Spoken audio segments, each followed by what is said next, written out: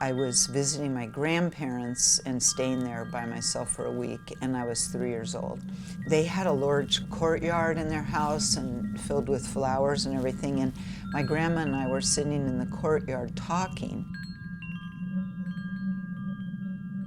I lost consciousness in the conversation and went into a visionary state. I totally didn't have a body anymore. I was just pure consciousness. 7 white spheres of light. So my consciousness went straight up through these 7 spheres and came out at the top. An experience of being inseparable with sky and consciousness.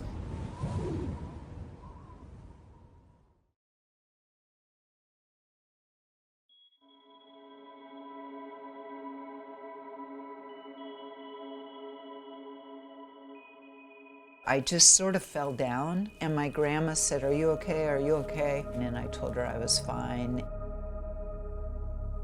I just thought to myself at that time, I don't think she would understand if I explained what happened, so I'll just keep that to myself, and like that.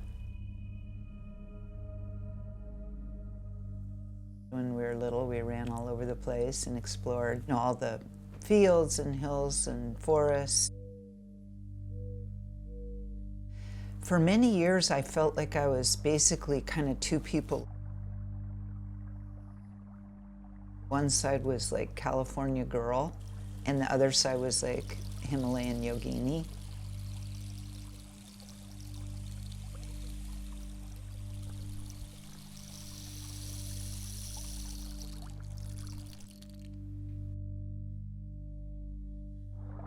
They weren't in conflict, but they felt very separate, like 2 different streams of my being. In my mid-20s, I would walk down nearby where I was living and pray in front of the Mary statue to help me meet my spiritual teacher. And then one day, a Sufi friend spent hours and finally convinced me to go meet this old Tibetan teacher and hear him speak. And within about 5 minutes of being there and hearing him talk, I knew that was my teacher that I'd been looking for. 6 months later, I went to India. They were basically refugees. Newspaper on the walls to try to have insulation because it's like 7,500 feet there and it's really cold. There's no insulation, there's no heat, there's no hot water, all of these things, but it didn't make any difference at all.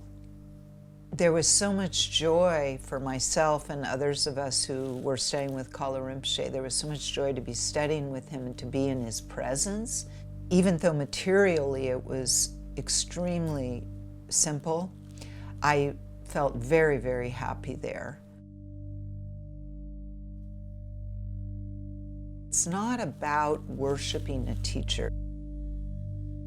It's about really opening oneself to the presence of awakened mind.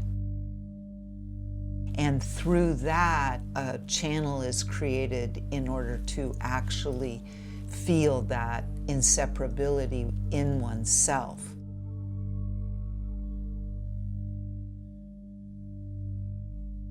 Well, when I was 13 and involved in the church, I started really wondering, when do we get to the part where we go to the desert? Because I thought Jesus went to the desert to do his meditation practice, and I always felt that somehow I needed to do that too. Then later, when I was in Darjeeling, he started talking about doing long-term retreats. It was like something connected, that yearning I'd had. 3-year retreat is incredibly challenging. First of all, you're completely cloistered, so you have no contact with anybody outside of the retreat, except for letters. You're spending 15 to more hours a day doing meditation. But I think the most challenging thing is facing your own mind, our own shadow.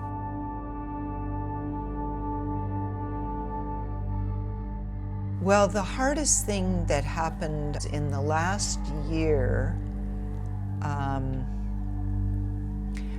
my brother, who was 27, died under complicated circumstances. And it was, very painful, very, very sudden and very shocking. Then my parents wanted me to come home. And I very much wanted to be with my family. And I asked my retreat teacher to run this by Rinpoche and see what Rinpoche said. Lama Drupshu came in my retreat room and he said, well, it was like a cold front moving in. Rinpoche said, Palden Drolma can do whatever she likes, but she agreed to be here for 3 years.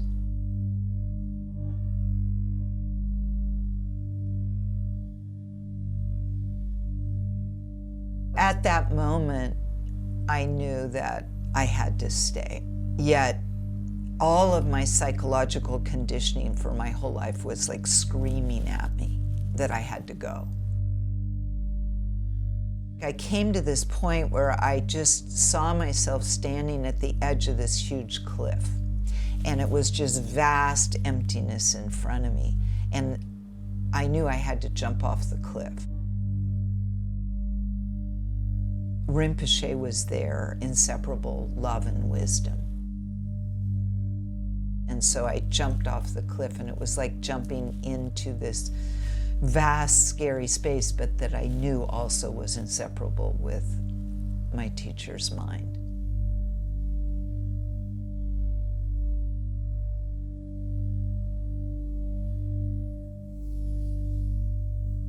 A lot of realization came out of that. But my body went into shock for quite a few hours and I couldn't hardly move for some hours. So my girlfriends in retreat came and just sort of were with me until it passed.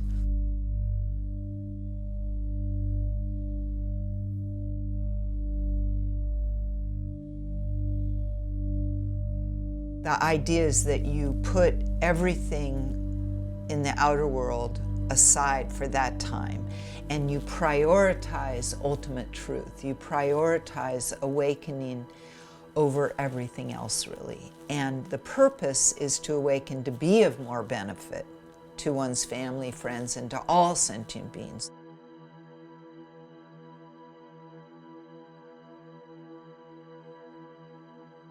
When I came out, all of a sudden, I felt like my heart had reconnected with itself. And all my spiritual longing had been totally fulfilled.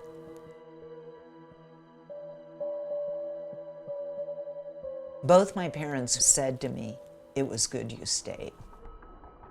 I think that there's a huge amount of spiritual materialism in the West.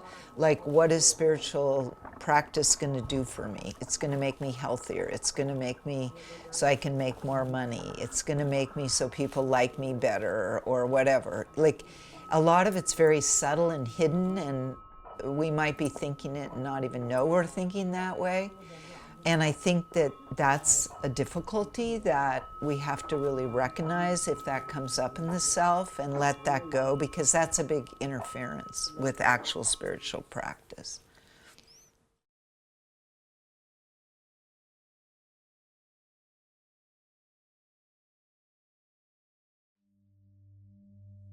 It's important when we do receive profound teachings from any true spiritual tradition that we receive those with an attitude of receiving something very, very sacred and precious.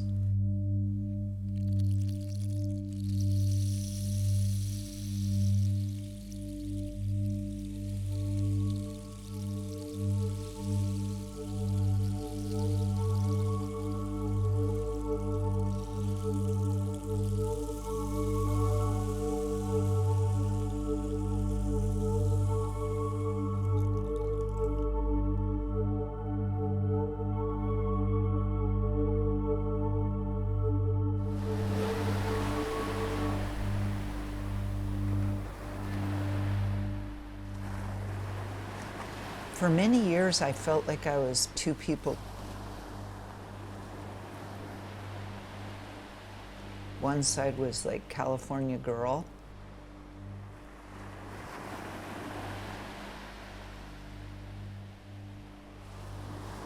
And the other side was like Himalayan yogini.